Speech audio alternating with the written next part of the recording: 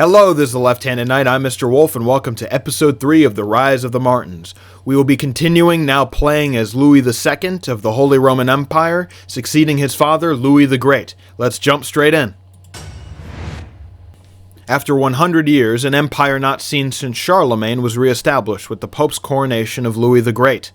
Louis built a stable realm, but his family and court was torn to pieces with drama and strife. How will Louis II pick up the pieces after his father's death? Can he and his brothers take on the responsibility left to them by their father? Alright, let's get started. We'll do the same. Oh, nice. He's going down the tree I had intended. Do scholarship focus. He does have a decent education. Yeah, mastermind philosopher. Interesting. Let's change our council. Good stewardship. Yeah, yep, increasing development in the county, in the capital. Do martial, diplomacy, and then intrigue. Sum of all skills. You're intelligent. Sarrazine. Sum of all skills. You are intelligent, so you educate this child. Let's negotiate alliances with our siblings. My lord, your county of Valois. Okay, you want a you want me to sponsor a church? Sure, yeah. It'll cost some money, but we have enough. Our amenities, we'll just keep them where they are right now. I am honored by your request, and I would be glad to call you an ally. I'm going to send them some gold. He has a weak domain. He only has one county, and I want him to have enough money to invest in his realm and also afford mercenaries if his vassals start stirring up any trouble. Same thing with you. My dear brother, I am honored by your request, and I would be glad to call you an ally. See, we get along. It's just we have a problem with Sarah, Dorothy, and Clementia. You are my best... Wait a minute. You are my best friend's nemesis. Ooh. Yeah, there's some drama. Okay. I think that's one of the mods that I have. I think this episode is going to be more relaxed. I don't have to be doing too much, apart from just managing the realm. I only have one heir, so I don't have to secure new lands for, you know, a second or third son, so they can actually inherit a kingdom and not divide up my domain. Although he will inherit 2 kingdoms. So even if I had a second son, it'd be fine. We also have a pretty strong neighbor that I actually respect. I might attack him later down the line, but I just want to be ready just in case these guys attack us. How many times have I told you to stay away from the newly planted peonies? Is that my gardener, Giles, I hear bellowing? I turn to see him carrying my kinsman Valoran by the scruff of his neck down the hall towards me. The child flails wildly, covered in petals and dirt, unable to reach Giles' arm. Put me down! I'll tell the Emperor on you! My gardener dumps his cargo in a heap at my feet. The darned boy has trampled all my hard work, my lord! It will take weeks to undo the damage. Valoran wipes his tears from his eyes and meekly sobs. I was only looking. They are a different color this time. The children may play where they like.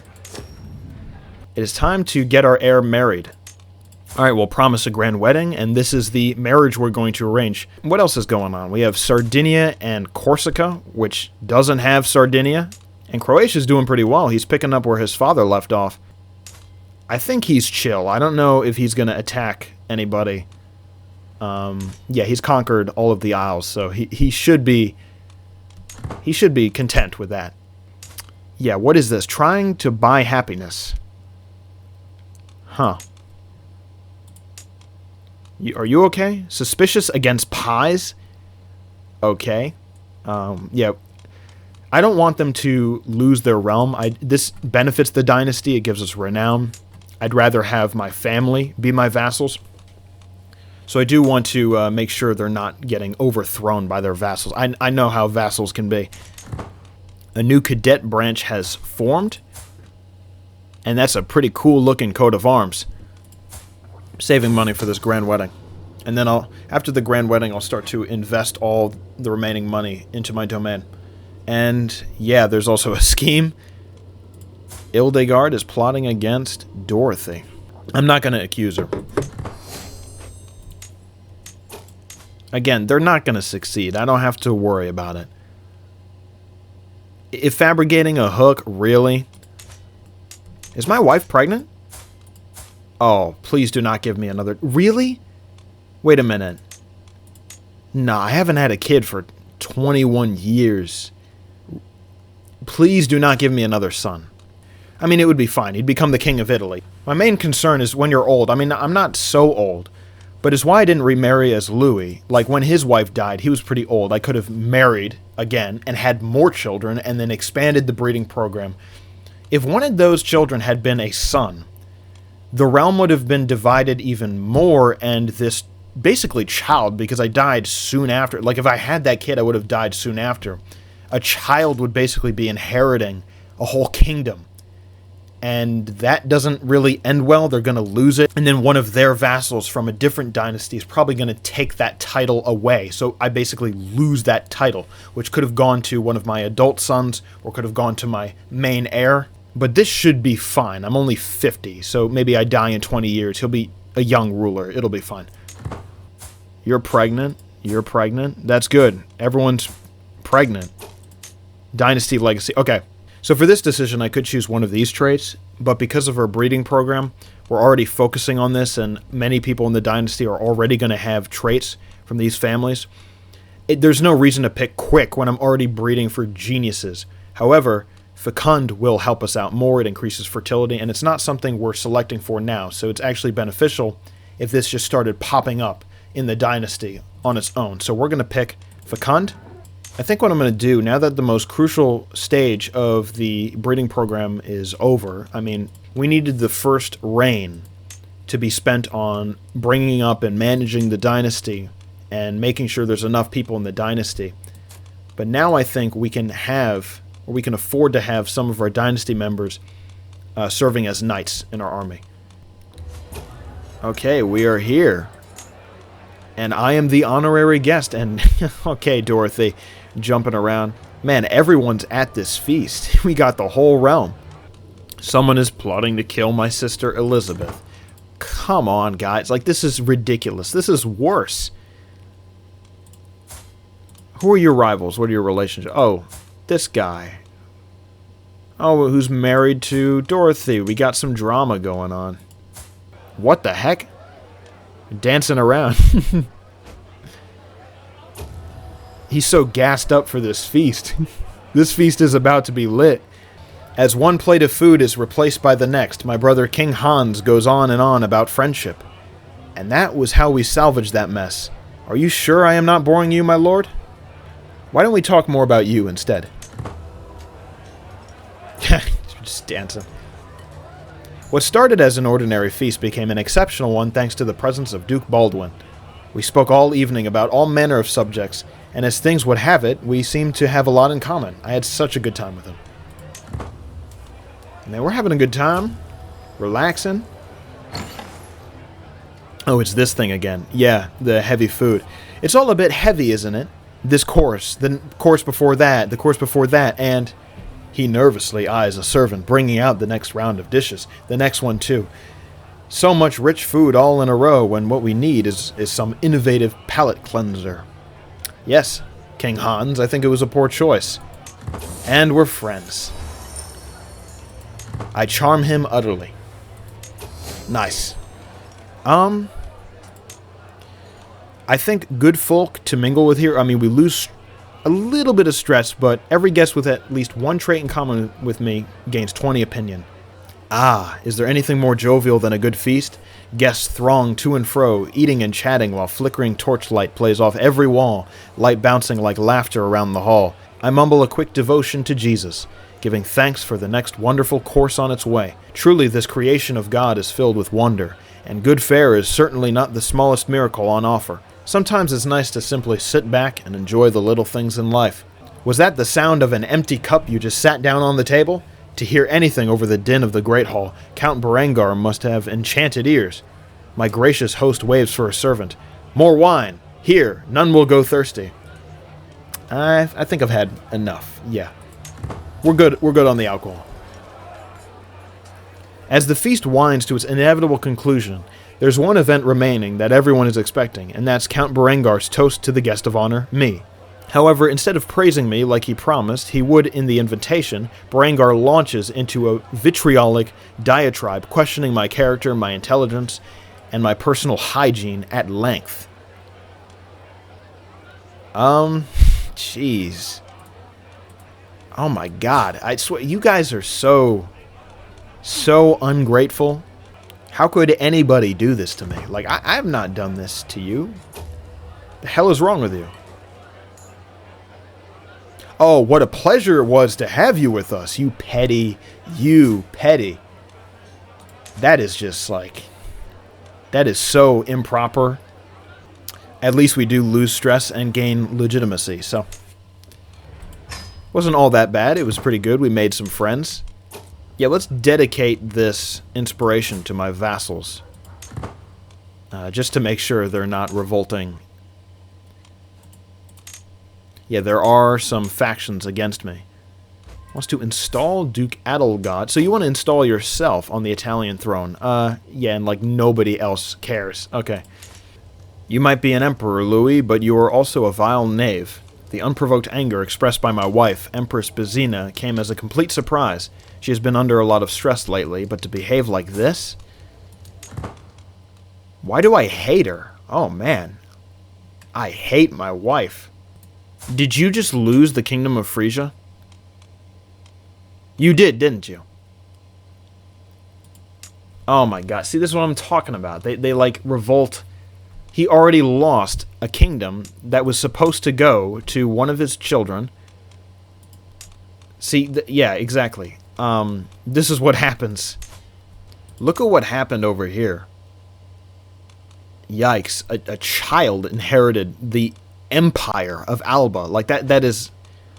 Let's see what happens. This might fall apart. Alright, let's arrange the grand wedding.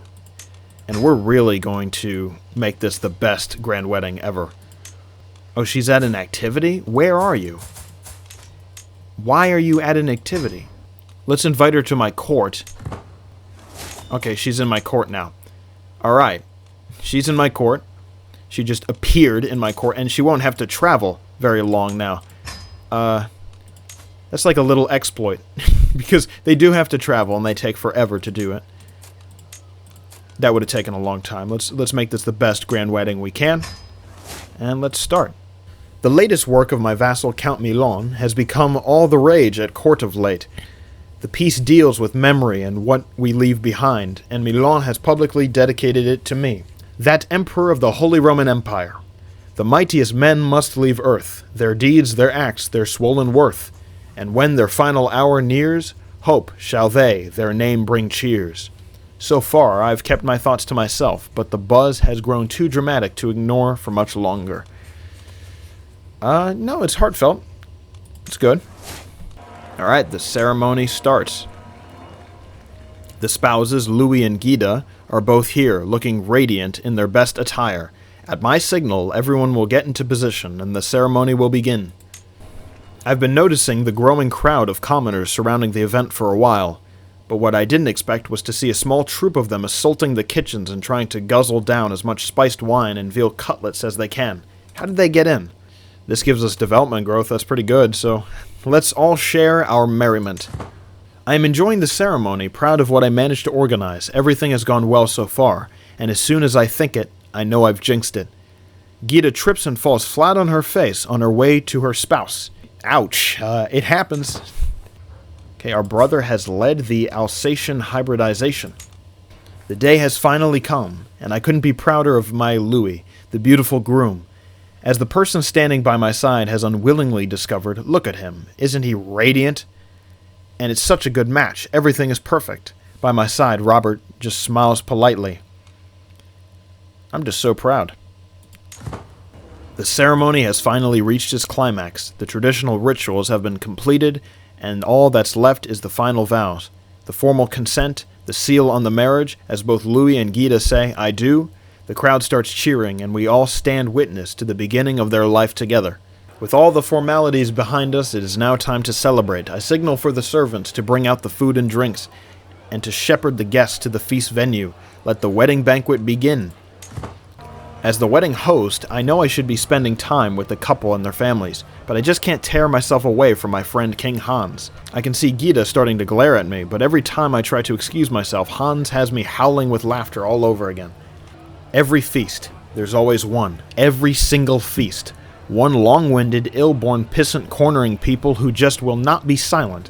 This time it's Baudouin, and he's utterly obsessed with visiting supreme wrath on some poor nameless rival for some perceived slight. Quite why I am required for this maddened plotting, I have no idea. I am going to scream. Every wedding banquet is host to a frankly interminable number of speeches. Some long, some short, some honest, some deceptive, rolling up and down the hall, punctuating every course of the feast in waves. As my turn nears, I am left wondering, should I consider the happy couple or focus on the festivities? After all, it's easy for double meanings to get lost for most in the sea of words. Let's praise the party. Done a great job. I can see that all guests are satisfied and pretty tired, but the day of celebration is not over yet. I quickly organize a festive procession to lead the newlyweds to their bedchamber. Let's let the newlyweds celebrate privately. For us who remain, let's pour another drink. Honestly, this wedding sounds pretty fun. Like, I'd love to be here, personally. The newlyweds have taken their leave, co-signed by the families, to the bedchamber to consummate their union. The rest of us return to the banquet hall to make merry and celebrate. With the ceremonies complete and the vows spoken, I am overwrought with concern and hope for the happy couple, all the coming trials of partnership and parenthood. The rest of the evening is mine to spend how I wish. Tired after long days waiting and socializing, my daughters and I ensconce ourselves at a table to mull over the union. Elodie speaks quietly. You know, I must say, I still have misgivings. I worry for my brother. Gita is as meek as a lamb. What can such a woman offer a man like him? Surely, you see, sister, Bourgogne chides, the alliance with House Durid must come before his happiness. With the newlyweds retired for the evening, the braziers are lit, the flagons filled, and musicians rallied for festivities long into the night. Hours later, I find myself looking hazily down my goblet at Zubervaj, father of the bride, who has just almost choked on his mead in mirth. He slurs, I admit, your son is a fine match for my daughter. Happy as they be.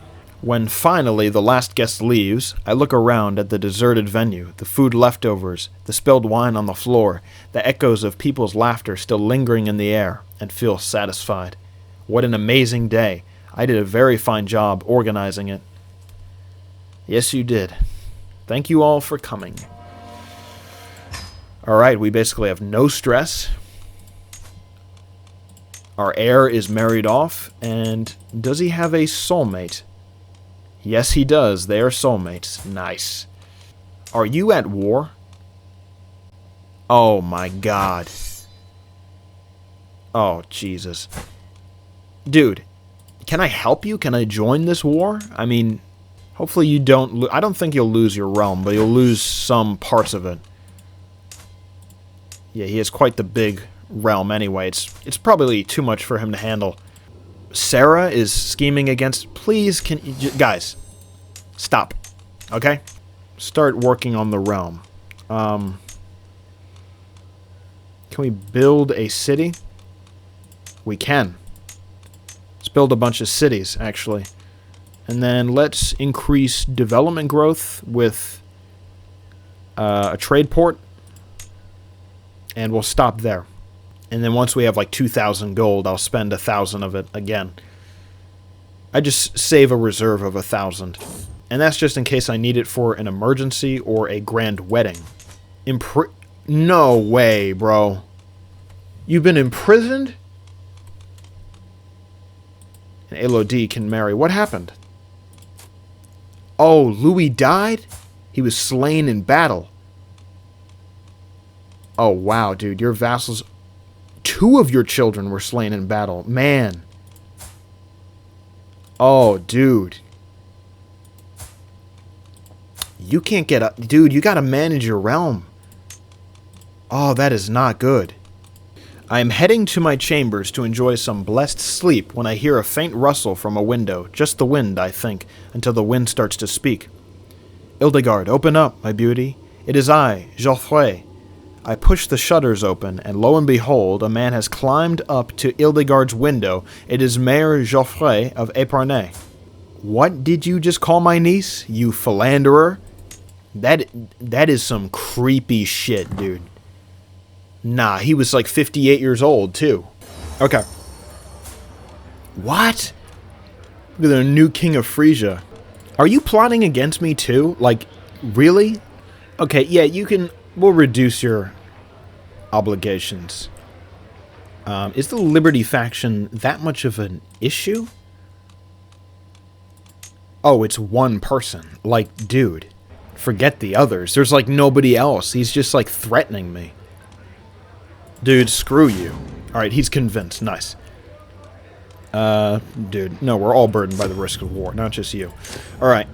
Alright, now that that's done, let's make sure nobody in our dynasty is just, like, wandering around. Okay, the only unlanded people is our sister, which is fine. If there was, like, someone else was just unlanded wandering around, I would recruit them in my court. And let's also look for courtiers who are adults, unmarried, and are part of our dynasty. So we'll marry them off. Okay, we got a few. Sort by age. Alright, you're already betrothed, so you're fine. You need to be married off, and we'll marry you off to someone with a beauty trait. A genius has appeared, but no, we're not going to do that. We'll do beautiful? Oh, you're a fornicator. Okay, maybe I shouldn't. You're pregnant with someone else's. So you clearly have a lover. Or something. I don't know. So we'll avoid that. Pretty. We'll do one of you, but let's check comely. See if someone has, like, multiple traits. No, so let's do pretty. And the younger one who's... Okay, you're probably... Yeah, you're younger. Alright. And can you convert, please?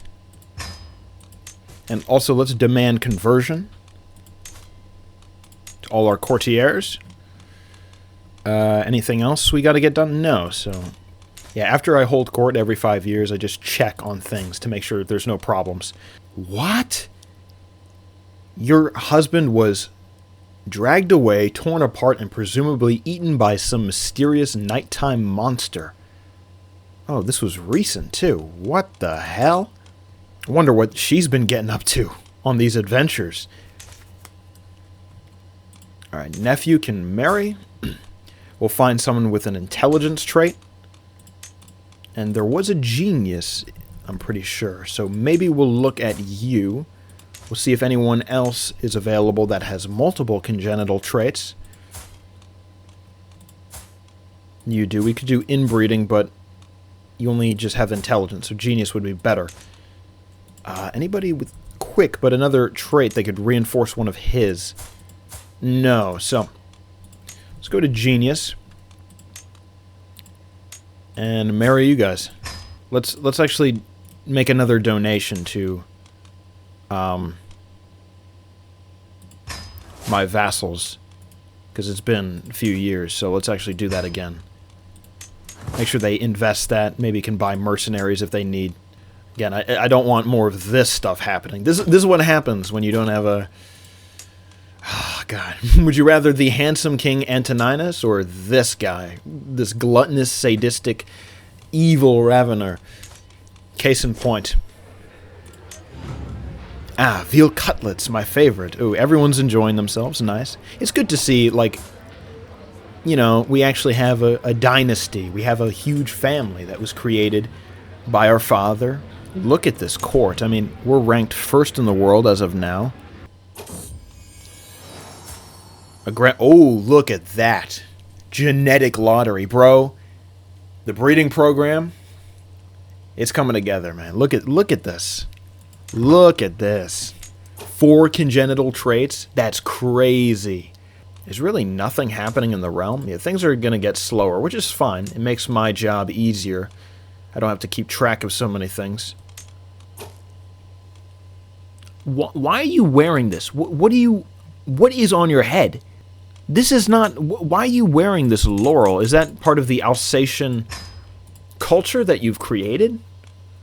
I mean, it's sick, but like, what? Like, I've never seen that. The insubordinate. Basilius Theophilos II is ever ready to resist and retaliate, a terrible servant and a faithless vassal. Interesting. I'd like to play as the Byzantines. Maybe I'll do that in another playthrough. French spear. Is it any good? 11 prowess versus 9. Yeah, that's good. 11 prowess. What's our prowess? I mean, we have old age. It would be 30 if we weren't old. That's good. Are you serious? Are you serious? His pregnant wife was just murdered?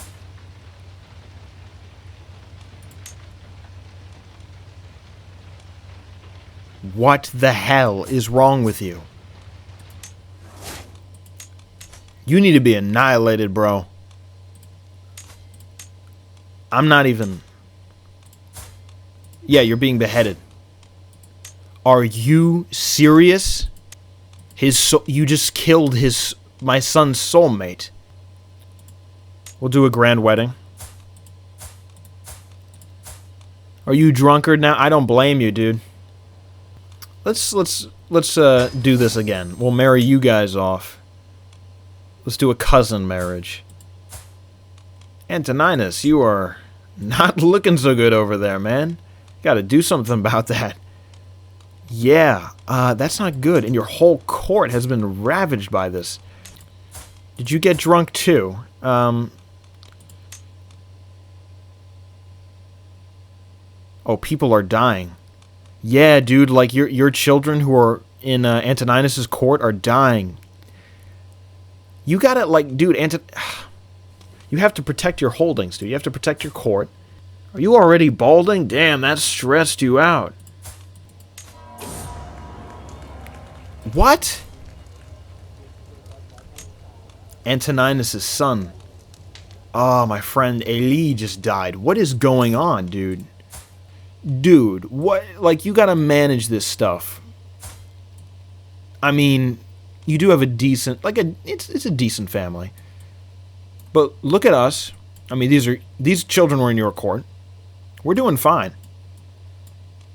All 3 of your sons have died.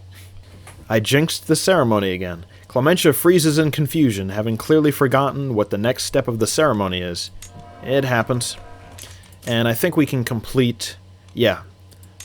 The blood... We can complete the blood legacies now.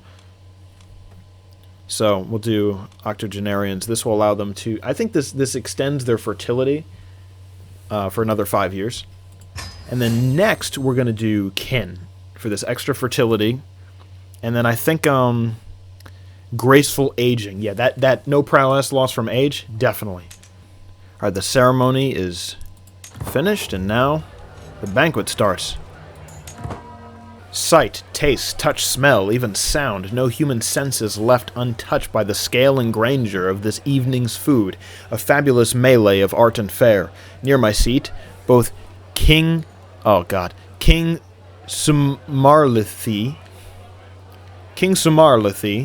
and King Hans share their opinions about the spread. Moans Sumarlithi. Now this is how you throw a feast. Isn't it all quite, Hans sniffs, rich? Style over substance isn't a good quality in a meal, I find. I've got a lot of respect for the performers. It takes skill to make falsehood into a paying profession. I think it's all a bit much. Are you going to complain the whole time? Oh, God. What? Accuse my daughter Jeanne of having an extramarital affair? My vassal do we have to murder someone else? What do we do, guys? What do we do when one of our daughters falls in love with someone and has a child out of wedlock? Alright, this is a pretty good lineup.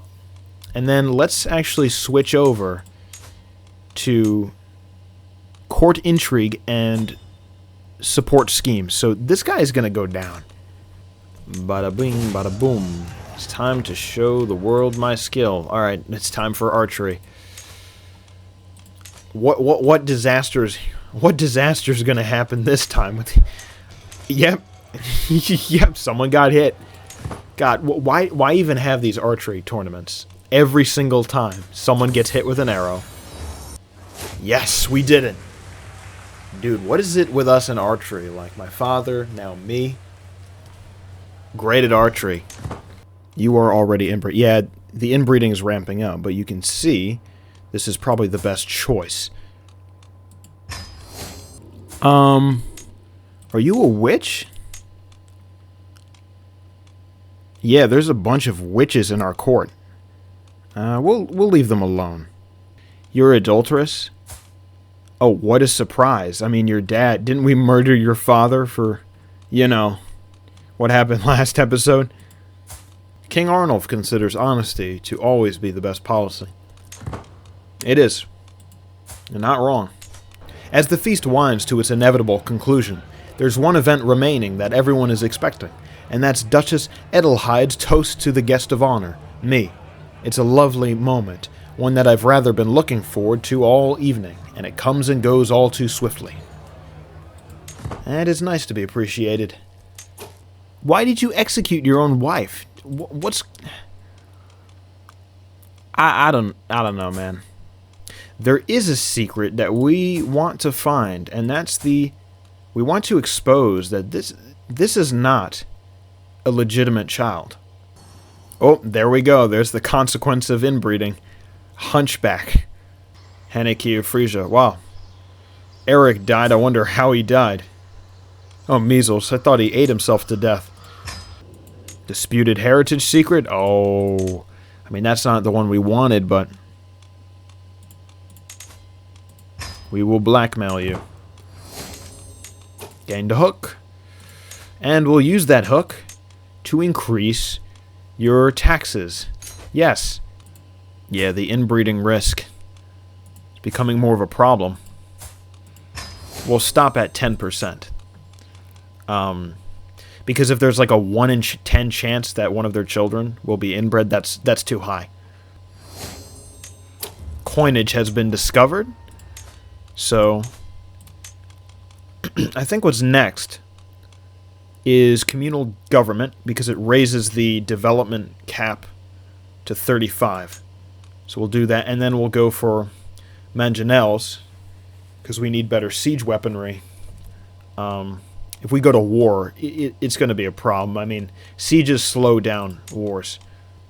Are you serious? Wait. Claim on the Kingdom of Burgundy? Dude. And a Liberty War at the same time? What have you done? What have you gotten? Oh my god, you? Oh, dude. Okay, he's still... Wait, he's still landed. Wait. What? How did you get a claim? Are you serious? Okay. He's the Duke of Provence, and hopefully this is much more manageable for him. Oh, jeez, it probably isn't. This count is going to have... He's probably going to get it. Knowing vassals in CK3, this is not even enough. Antoninus, yeah. You've lost the Kingdom of Frisia and this huge bit of land that could have been in the hands of the Martins, but no. Oh, your lifestyle is journey focus. Yeah, because you're like wandering around your realm. Like maybe that's why all this shit is happening. Uh-oh. Already getting heresies. Paulicianism, Aniconism, Gnosticism, unrelenting faith. Okay. I'm gonna upgrade you. I'm gonna do more development growth. These guilds here. Gonna construct a city, and we're gonna stop. Because we spent like almost 1,500 gold. Oh, the Northmen? Wow, you guys haven't shown up in a while. I don't think you guys ever shown up. This is our second war I think we're fighting in. It's been how long? 75 years since the game started. Did Magdalena die? Yeah, she died. She was dragged away, torn apart, and presumably eaten by some mysterious nighttime monster. Just like her spouse. Now you... let's negotiate an alliance with you. Lord Rorgon, the Handsome of the French Reavers. A horde of disjointed pirates, landless freemen, desperate lesser children, and other assorted miscreants have joined Gulthrulthur in his proposed assault against my holdings. Although the size of the force is formidable, they lack discipline or loyalty, with each scrounged mercenary forced exclusively on what they can get out of the war first and foremost. Unlike a conventional foe, it might be possible to simply duel directly with the invaders. Perhaps a bargain could be struck. We'll banish them. Alright, we have to manage this war and this event.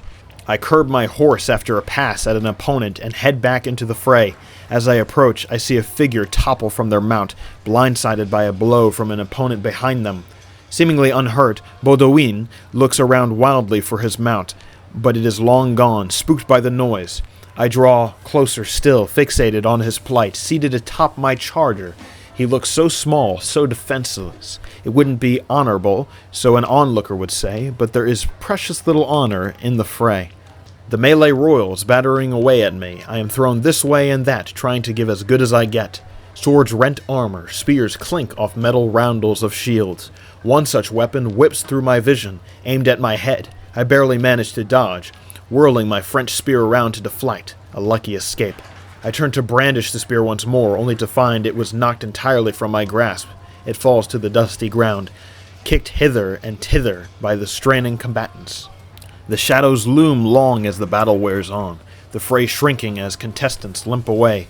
Wheeling my horse, I think back to what has transpired so far, such as when the mayor of the local settlement was incensed after a brawl spilled over into the streets. Events are clearly coming to a head. As tired battle lines are drawn up once more, the opportunity to stamp my mark on this contest is now. As stratagems go, it was hardly my finest, though I wouldn't describe our plight as utterly disastrous. The enemy team punching through our center and beginning to harrow away towards our unprotected camp could yet sound the death knell for our chances. It is almost impossible to call which side is closest to prevailing. There is still all to play for. I can see the heralds begin to make their way onto the field to signal the conclusion of the event. The end draws near. Let's push. And there we go. We have won. Oh, they're going to drop here? Alright. They're going to land right here. Let's take care of them. Oh, Hans just died. Renaud is the king of Lothringia, and Hans II is the king of Brittany. We might as well just execute this. Oh, wow. Duke Bernardo is finally dead, a thorn in my side no longer, thank God. I do love surprise visits, and he's gone. Yep, there we go. Disputed heritage. Alright, we're just going to expose it. There we go.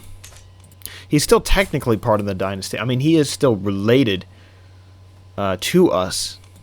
It still has you as the parent. Why? We know that it's not him. What? Dude, what is going on? Oh my God, another more bastard children. We know all these secrets. Oh my God. 3 of my courtiers are overtly discussing my great number of titles within deliberate earshot, loudly lamenting how taxing it must be for the emperor to manage so many estates himself. Really, guys? Really? Come on. While performing her duties as my spy master, Clara has undiscovered a secret held by my vassal, Mayor Guillaume.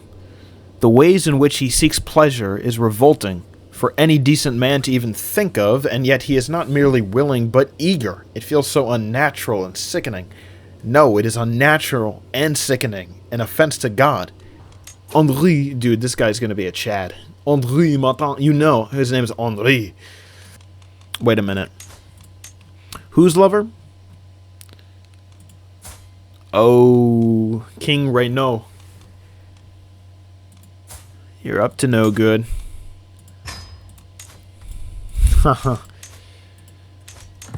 Up to no good, I see.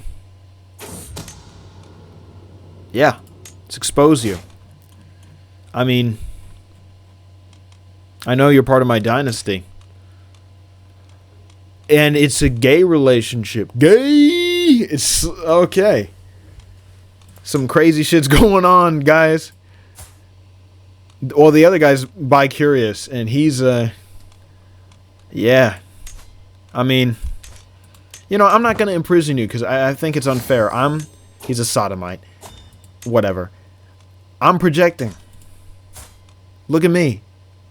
I'm a homosexual, too, man. It's okay. You know, the Martins, we're a modern dynasty here, okay? But I just had to do it for the blackmail. You know, I just had to do it. Oh my God, what does your wife think about this? Why? Okay, this is like crazy. Can you just give this to him? Like, you put your capital like right next to, really? Like in his de jure land? Oh my God. I mean, it was probably yeah, it was Hans who did that. Most likely, but yeah, it's just, come on, guys. He's in prison. What are they gonna do? Please don't do anything to him. That's my twin, okay? The Black. Oh, God. King Renaud the Black. A cruel attitude, notoriously unfair dealings, and an all-round accursed demeanor towards his fellow man gives King Renaud a poor reputation. I think I'm going to have to stop here, guys. I'm actually going to shorten the amount of gameplay that's in each episode. These videos just take a while to make, and around like 5 in-game years takes about an hour to record, and then you have like a 30-year episode, so like half of Louis's reign was around 30 years. That easily took like 6 hours, if not more, and then to edit all of that. And then the next one took at least 6 hours, and then to edit those, and then to write down everything that was happening for the project, and then putting that together, it just took hours. And winter break's almost over. The next semester, because I'm in college, the next semester's coming up. I don't know how much time I'm going to have, so I'm going to make these videos might be a little shorter, and each ruler, I said they'd get 1 episode. They're going to get 2 now. I'm going to split their reign in half if it's that long. I anticipate him reigning for like 30 years, maybe 40, but I'll cut it at like 15 in-game years, so yeah, things are going to change. I've been trying to change up my routine and making it more manageable and realistic. I think this way it'll be easier. Like, on a weekend, I could easily crank out like 4 XCOM videos, a CK3 video, assuming it's like only a few hours of gameplay, like 15 in-game years, and a Manor Lords video or something else. I've also been adjusting my settings as there's been issues with my encoder, and I've been trying to change things up a bit. I've watched a few episodes that I recorded, and my commentary, especially on those XCOM videos, was a bit boring, and it wasn't very energetic, so I'm going to try and change things up a little bit, make things a bit more exciting, work on the content format, and yeah, I mean, the XCOM series is going to start building up, so if you guys are here for CK3, go check out XCOM. There's also that Manor Lords video that went out. I hope you guys check that one out, too. I really love that game. I'm really excited to actually play that one. But yeah, that's going to be it for me. Thank you so much for watching, and I'll see you guys in the next one.